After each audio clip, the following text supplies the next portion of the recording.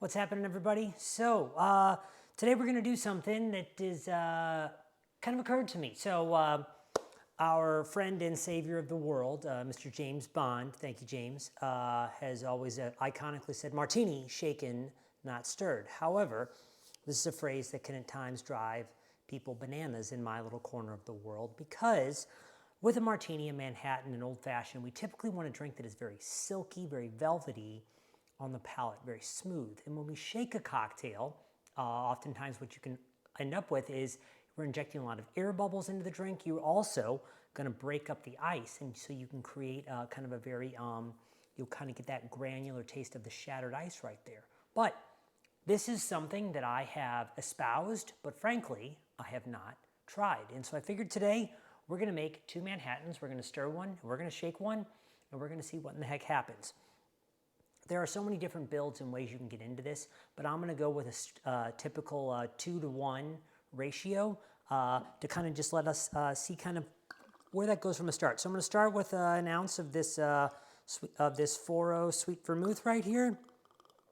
And then I've got a lovely Missouri whiskey called Planters that's clocks in at 50%, so kind of as potent as something like a Rittenhouse or another spirit might be at times right here. Doesn't pour quite as fast as the other one, apparently. So yeah, that is going to kind of be our objective. And what I want to report back as we move into this is, what do I kind of discover with one versus the other? So, got our stuff poured out. Go ahead. I'm going to go ahead and add my bitters. 2 dashes in each right here. Perfect.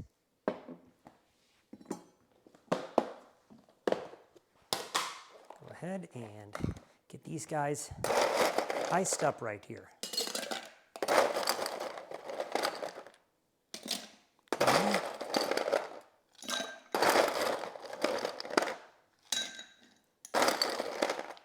Perfect. I also have my Nick and Nora glasses chilling right over here. Had them in the freezer earlier, got them iced down just so you can make sure this drink is ice cold the way you'd want it to be. And then, of course, for the completion, we've got a little maraschino-style cherry from Bada Bing right here that I find are great. I often, the kind of drink I enjoy using in class right there. Let that rest for a minute. This is a nice shake right here.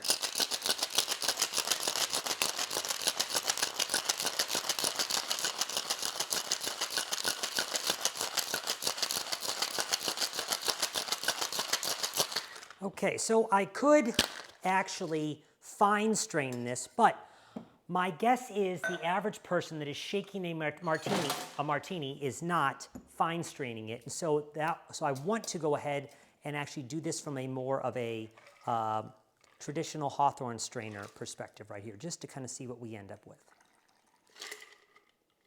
Okay, give this another quick little stir.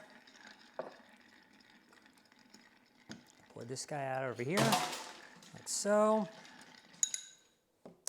So I don't know if you can see what I can see from here, and I'll kind of hold it up in a second. The first thing I can see is I do have a lot of froth on top of this Manhattan over here that was shaken right here. This guy on my right.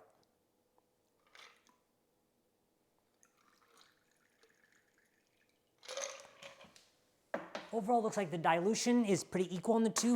The volume is about the same, so that's nice in terms of knowing that hopefully I diluted them at least in a similar fashion right there. Go ahead and, of course, make sure we get our cherries lopped off in here. So from here, kind of have our visual comparison. So they certainly have a little bit of a floater and like bubbles on the top right here. So let's go ahead and give this a guy a little taste first right here.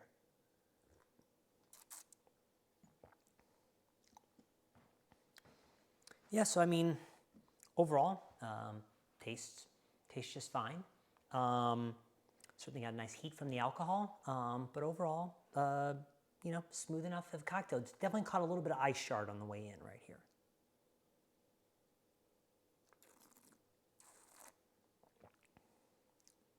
So what I can tell you, now that I have tasted the two drinks, is that this cocktail definitely feels richer and fuller on the palate than this guy right here. I had someone talk the other day, and I was in a cocktail class. A guy talked about his friend likes to rest his martinis after he shakes them, which I'm sure over time would allow some of the air to rise to the surface. But kind of going back to this now for the second taste test right here.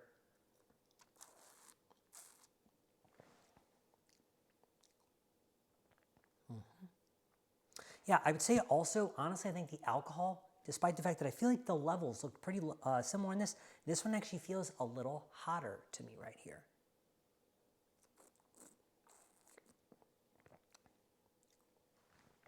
So I think here is what I will tell you based on the end of this taste test right here.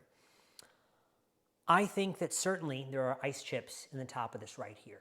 And it is absolutely not going to create as visually appealing of a drink with all the bubbles sitting on the top right there. From a pure, clean drink aesthetic looking purpose, this drink does look a little cleaner right here. I feel like it's also a little bit richer on the palate. If you were going to do this for 89% of people out there, I bet most people would probably not think about it. But I feel like there is an appreciable difference, but I'll leave it to you from here to figure out what you think on your end of things. I'll talk to you later. That's what we got for now.